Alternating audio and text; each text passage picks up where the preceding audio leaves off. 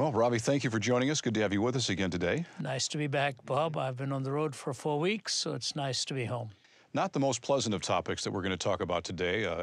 Atheism and belief has been in the news a lot of late, and most recently a story came out on USA Today that pointed out that nuns now make up 15% of the population, and nuns would be described as N-O-N-E-S, those who, when asked for their religious affiliation, gave the answer none. That's up from 8% in 1990, almost twice as much. Now, as an evangelist, that must be quite disturbing to you. It is, and I've heard that category, and I think at one stage Richard Dawkins had wanted to call them the brights. You know, maybe he still does, those who are openly in the positive vein of anti-theism or atheism. He wants to call them brights, which means the others are the not-so-brights. That's the category. But it's interesting. It'd be very interesting to have a few of them around a table. Like Dawkins himself, when really pushed, will boil down to an agnostic position because he cannot have an absolute atheist position. So nuns, there may be a wide category. Some like saying, I'm not into organized religion, I do have personal faith. Or the other alternative is that they do have a religion, and that's self-worship, a different brand of pantheism.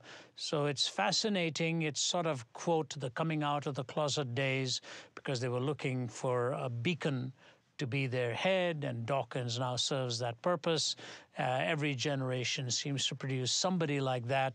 Dawkins is carrying it in this age of social media to many extremes, but it is a very fascinating and a telling sign. I'm not quite sure whether they would all be to the same degree, but it does tell you they're not into any formal organized faith of any kind. The USA Today article quoted a man by the name of Barry Cosman, who was a co-researcher of the 2008 American Religious Identification Survey. And in that article, he was quoted as saying, "Don't blame secularism for driving up the percentage. These people aren't secularized. They're not thinking about religion and rejecting it. They're not thinking about it at all." In a country where religion is so public, how do you explain that? He's kind of equivocating on the term, what does he mean, don't blame secularism? The very word seculum in the Latin literally means this worldly. That's what it actually means, that there is no world beyond, there is no outside input. And so when he's saying don't blame secularism, I don't know whether he's saying that ideology has not been the one that's driven them to this, but that's what secularism is. It ends up with the fact that there is no ultimate, infinite, personal God. This world is all that there is to it, to use the scientific term, a closed system. What he's really saying is they have no interest in the transcendent or in the sacred. They are living by it. The blame, that is a completely different. So he's actually fusing two questions into one. It may be, I think the world has changed since 9/11 in many ways. Not just socially, not just economically, not just interculturally. It has changed in terms of people's view of religion as a whole. And sometimes they lump all religions into one and say these guys are bent on destroying civilization as we know it. They never give a fair test to atheism at the same time. But the fact of the matter is, what he is concluding is that there are many people who are not interested in a structured form of religion anymore. So they're not necessarily rejecting God or not thinking about him. It's the institution they're not happy with. No, and it's interesting, just as I left home this morning before coming here, I've been gone for 4 weeks. On my desk, I saw the latest Newsweek issue. And the headline, I haven't read it, it's by Andrew Sullivan. It said something about to forget God, but follow Jesus. So I don't know what his take is on it, interestingly coming from him. But again, it seems to be this bifurcation. Somewhere in the 80s, Bob, I began to get a sense that the more religion became commercialized, the more we were going to flirt with making it a target that would be attacked, because we marketed it rather than proclaiming it. And anytime it invades in the political arena or the commercial arena, there will always be those who question the integrity of its message. So I'm not sure that the numbers would follow the same way if they said, what do you think of Jesus Christ, as they would, what do you think of organized religion? I think the people see it in two different ways, and quite legitimately sometimes. That's a bit more hopeful outlook. I think of Pascal, who wrote that we all have this God-shaped hole in our being and only God can fill it. If indeed you have that many people and that increasing number of people walking around, they must be unhappy and unfulfilled in life, aren't they? You know, in the last trip, I covered 4 stops. I was in Singapore, in Hong Kong, in Thailand, and in Hawaii. In Hong Kong, I was speaking to the YPOs, the Young Presidents Organization, and in Hawaii at the State Prayer Breakfast. The State Prayer Breakfast drew over 2,000. The 2 nights before that, University of Hawaii, which was an overflow crowd. I began this trip one day before I began the trip at Clemson, nearly 9,000 or something, the largest attendance outside of a sporting event. And the attendance of the prayer breakfast, the fascinating thing is people are hungry. There is no doubt about it. Anybody who thinks there's no hunger is just not revealing the facts as they actually are. So Pascal is right. There is a God-shaped vacuum. But with these tremendous attacks from a rabid secularism, a kind of an attractive spirituality without God, the collapse economically, the geopolitical maneuverings in the name of religion, all of these have had a role to play in disillusioning people. But somewhere in the deep recesses of our own thinking, we don't like the feeling of being left alone. None of us does. And we want a voice from somewhere. And the least they are saying in coming to these meetings is there legitimacy to this? You please tell us. The fact is that the mainstream of humanity will not be affected by things like this. The number of bellmen in the hotel we were staying in Hawaii, the number of taxi drivers who talked to me, they all are searching. They will all talk to you about what this means. It is the elite in certain segments of society, politics, entertainment, and the academy, who seem to be heard the loudest, but they are not necessarily voicing what the undertow is for the mainstream of humanity. There's an incredible hunger. They've lost confidence in political leadership, and who can blame them? The shenanigans that go on in political leadership today, and the nonsense that sometimes goes on in religious leadership as well. But then you come to Good Friday, and then you come to Easter, and you see the tens of thousands all over that have a remarkable expression. Speak, we're listening. They really want to hear.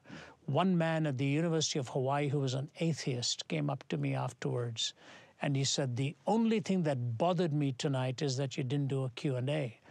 And I said, I wanted to, but the organizers said they had not taken the auditorium long enough. It was just for the talk. What was he saying? I want to interact with you on these things.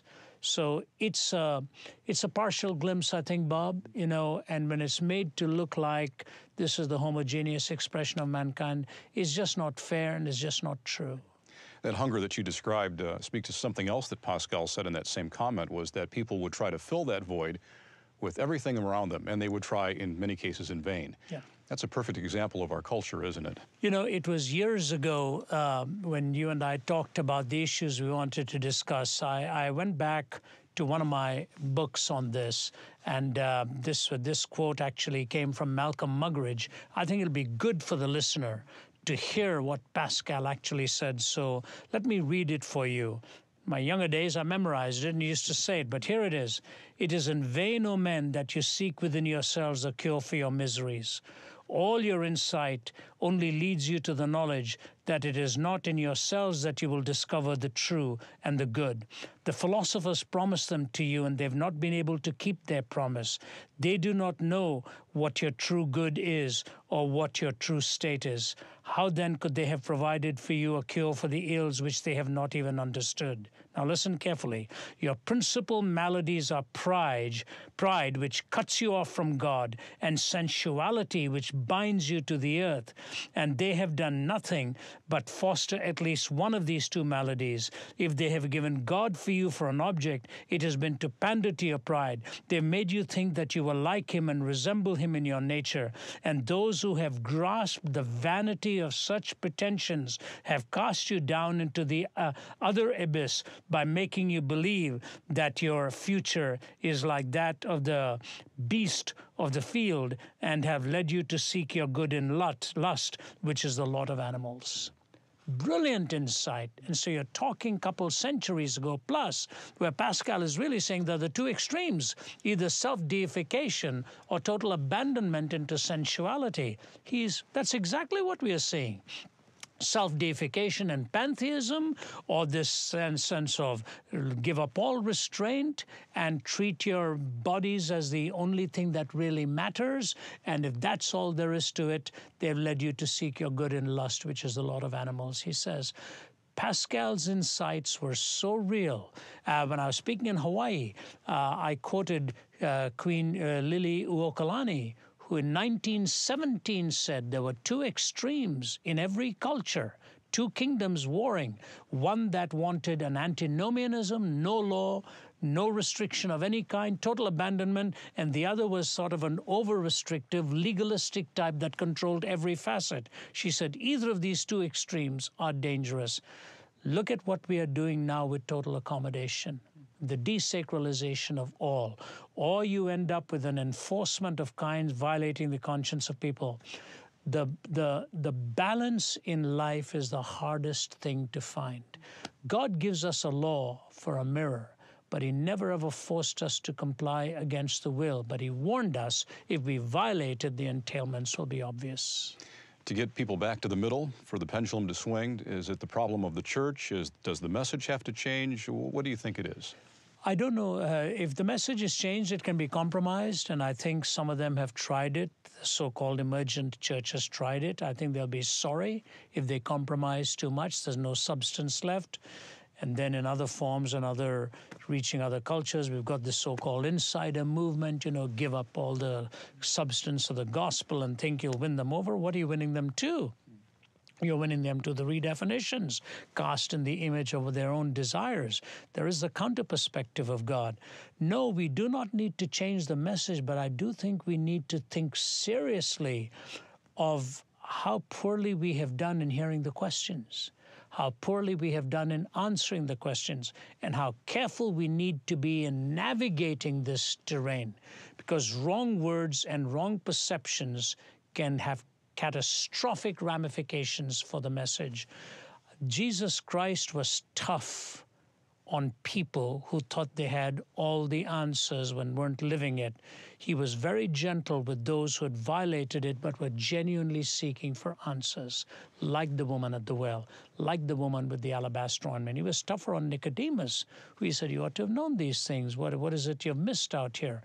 The church, I think, has become distant from the locations of discussion and has become distorted in pursuing power and structure.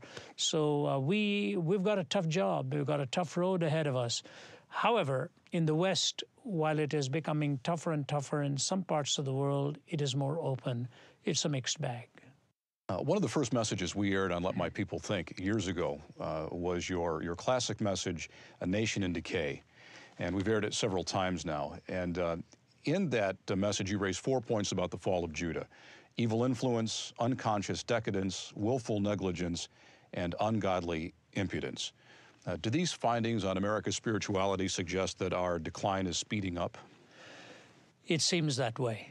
But that's a very old message, probably sometime in the 80s. I haven't repeated that one for some reason. Maybe because of our culture, you come out with something like that and they'll think, oh, here comes a revivalist or something like that. But if you take all of those points, from the evil influence, the willful negligence, and ultimately to the ungodly impudence side of it, yeah, we are. And I think, I don't know who it was I was talking to yesterday, yes, to a very senior official of one of the big companies in our nation today, a man, a very godly man, but a man who sees the challenge in the corporate structures today. And I said to him, you know, the Tower of Babel is being rebuilt in front of our own eyes. And this time it's not out of concrete, it's electronically done. It's done in the airways. We're all speaking the same language. And you run the risk and the ire of the media if you critique the media, question the media, and you ask them why it is they are so distorted in the way they do things. I think all the way from the political landscape down to our academics, we're spreading a lot of lies, a lot of untruths. We know how to manipulate emotions. I don't know how many times I have to ask people, do you know that to be true? Or are you just saying it? Do you really know that to be true? You know, the battle of distorted stories, distorted facts, distorted implications. People are dispensing information that is absolutely unverified, editing tapes while putting them on the air. And this guy, you know, Malcolm Muggeridge warned of this. He was in the media. He told us that the lie is stuck like a fishbone in the throat of the microphone. Alexander Solzhenitsyn warned us of this a generation ago, that this is what we're going to see. And of all places now, America, I think, is playing the lead in this, right from the battles we are fighting politically to the battles we are fighting academically. And then the courtesy of people like Richard Dawkins and all with their huge marches and all of that. We are flirting with the total decimation of a culture, total decimation of a culture. And I don't think we realize how sad it is and how serious it is. Interesting you should mention Richard Dawkins. And the last point that you made in that Nation for Decay message on ungodly impudence, you quote from Hosea 9:7. And let me read part of that. It says, "The prophet is a fool and the spiritual man is mad." So you're pointing out that the prophets go to the people, and those that are opposed to the message call them fools and mad. And they do it so as to negate the message of God making its way to the people. Just in March, Richard Dawkins and others were on the Mall in Washington, D.C. for their Rally for Reason, an atheist march. 10,000 showed up. And Dawkins told the crowd they should ridicule religious people. Let me quote him. He says, "Mock them, ridicule them in public. Their beliefs are insane, therefore they should be ridiculed with contempt." It appears he's reading from an old script that goes all the way back to Hosea, isn't he? You know, when I heard that and read this, I read it hours before my talk at the University of Hawaii. And interestingly, that the University of Hawaii has one of the leading departments globally on world religions. Some of the finest minds years gone by used to use some of their writings and so on. I began my talk by saying I support what Dawkins says, that we should ridicule people with religious belief. And I would recommend that he begin that statement in Saudi Arabia and let him start. And the audience just roared, you know, so there was maybe nasty comment to make. He is really complimenting this society of Christians by saying things like that because he can say it with impunity. I dare him to go to Saudi and do that. I dare him to go to Iran and do that. The least he will find out is that not all religions are created equal. So to make a statement like that, he reminded me of two other things. I remember as a youngster, I think I mentioned it in one of my books, I was in the city of Nagpur. I was in my 20s or early 30s preaching, and I saw a crowd gathering. And I wondered what was going on, and people were laughing and slapping each other on the back. I gathered around I thought some magician was doing his tricks. It was an insane man. It was a man who was unclothed, literally with stones and stuff, scratching himself, dancing, behaving in a sad way. And I remember my eyes filling up with tears, and I thought to myself, is this really some form of entertainment to laugh at a madman? If he's telling us our ideas are insane, what does mocking do? If it's an insane idea, What does mocking really do? But there's something deeper with what he is doing philosophically. Two things. Number one is this. He goes on in endorsing a most recent book that has been written, that we now have the answer how something can come from nothing. And it's this age-old rehashed quantum vacuum that out of which pops up some kind of a particle that can explain the existence. First of all, it's a misuse of what a quantum vacuum is. No quantum theorist actually tells you that a quantum vacuum is nothing. It's not no thing. There is a pattern, there is the subatomic activity that is going on, so it's not nothing. But suppose it is nothing, meaning no thing whatsoever. What does that do to atheism? I thought atheism's entire definition was everything that is matter. It is a materialistic framework from start to finish. But if the starting point is nothing, then it's not a materialistic framework, it's nothing. And if you're starting from nothing to explain everything, then why not end up in nothing, including meaning? So who's to be mocked here?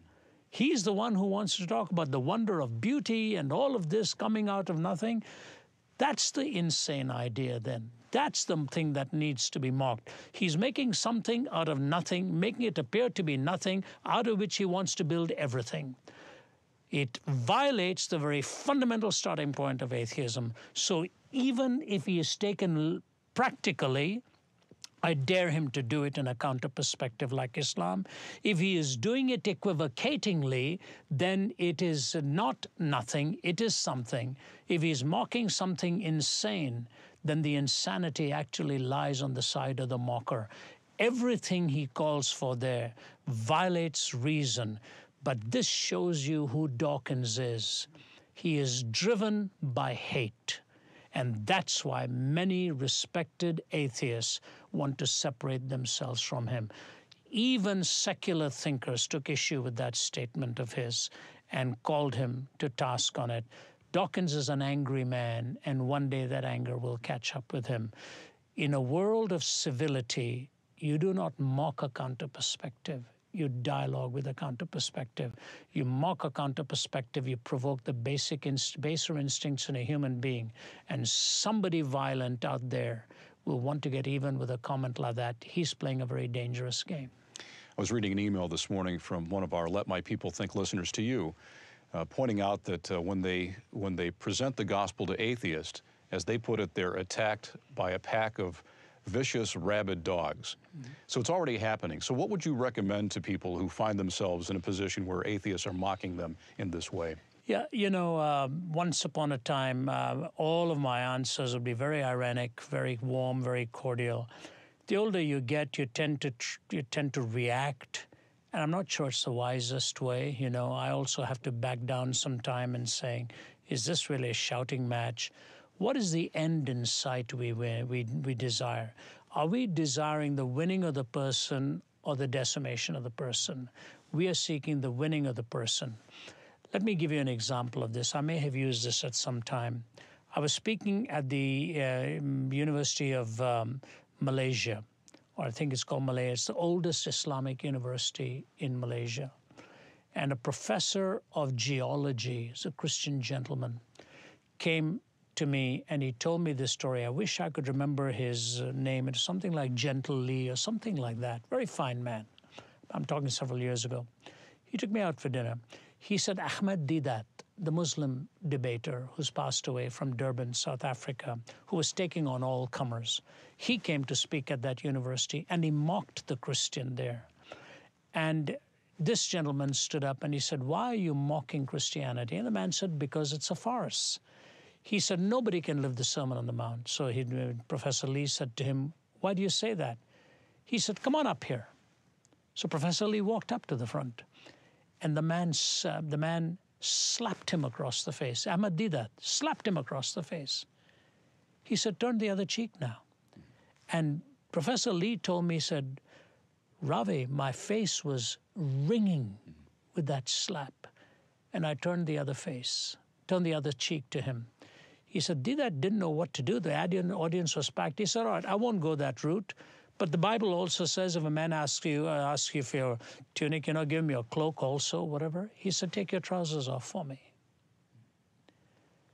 And Professor Lee told me this himself. He said, I looked at the audience, many of my students in there. I said, please forgive me for doing this. And he took his trousers off and was standing in front of the audience in his underwear. And Deedat was just mocking and laughing at him. And then he picked up his clothes, walked out of there. He said, Ravi, my office was lined up with Muslim students the next day, begging for forgiveness for what was done to me. And this kind of nonsense that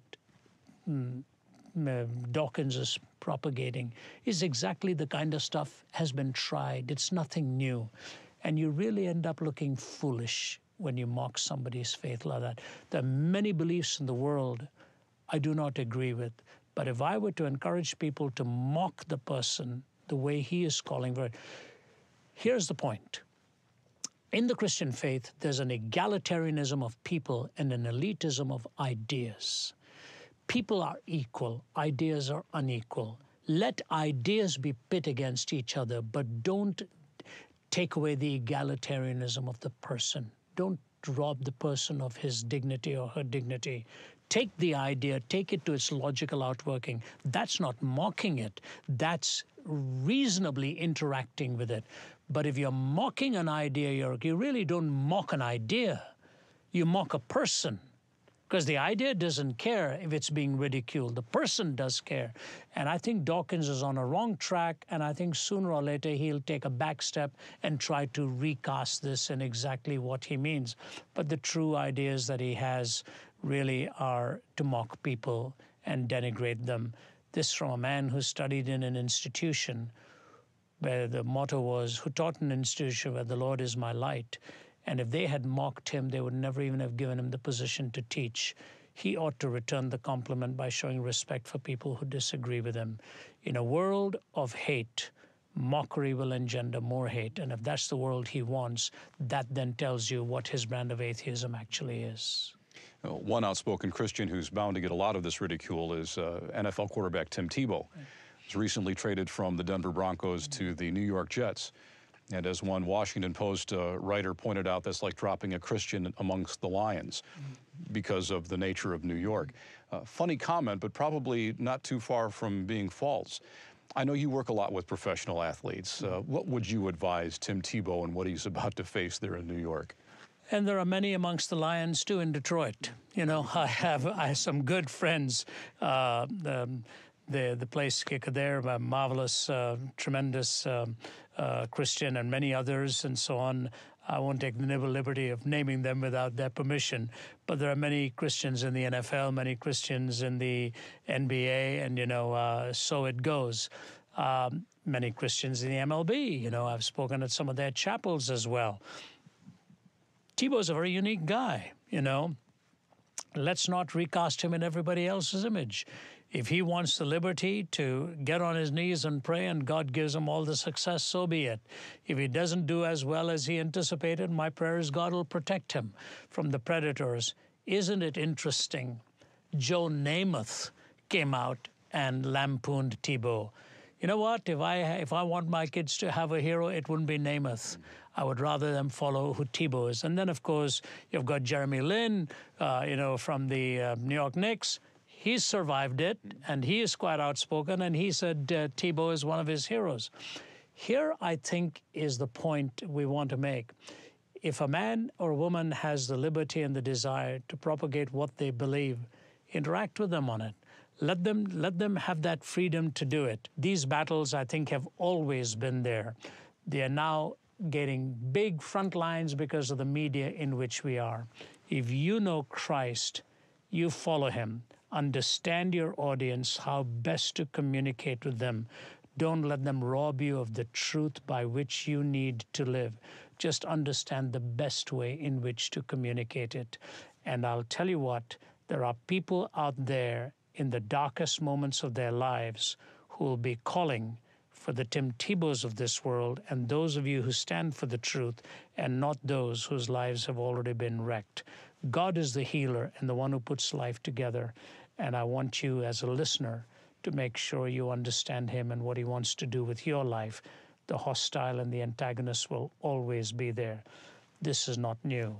They sent Christ to the cross for a reason, and he said, Father, forgive them, for they don't know what they're doing. Robbie, thank you very much. Thanks, Bob.